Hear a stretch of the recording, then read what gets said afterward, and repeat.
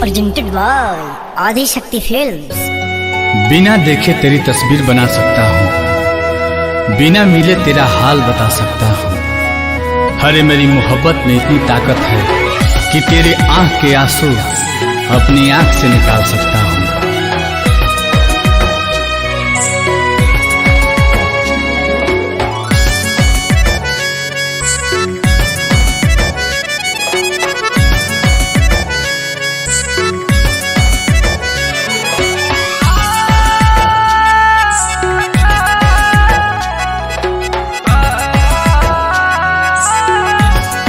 बिछड़ के को पल तोहसे जियल बाटे गवारा हो, कह कैसे उमर भरला सनम करब गुजारा हो।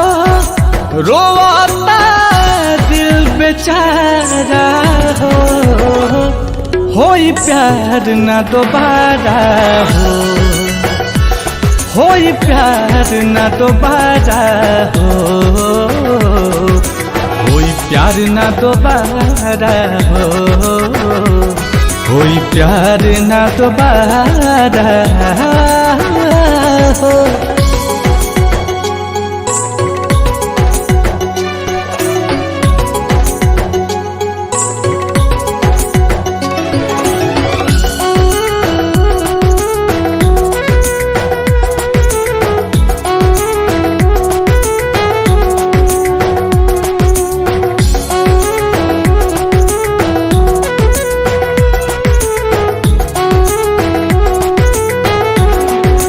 फेरू दिल के ई बगिया अब कबो आबाद ना होई,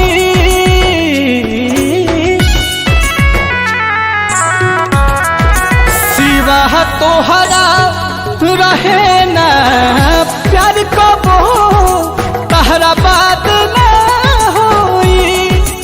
अचानक के सब खत्म भई, ना बुझ पैली सारा हो, होई प्यार न दोबारा हो, होई प्यार न दोबारा हो,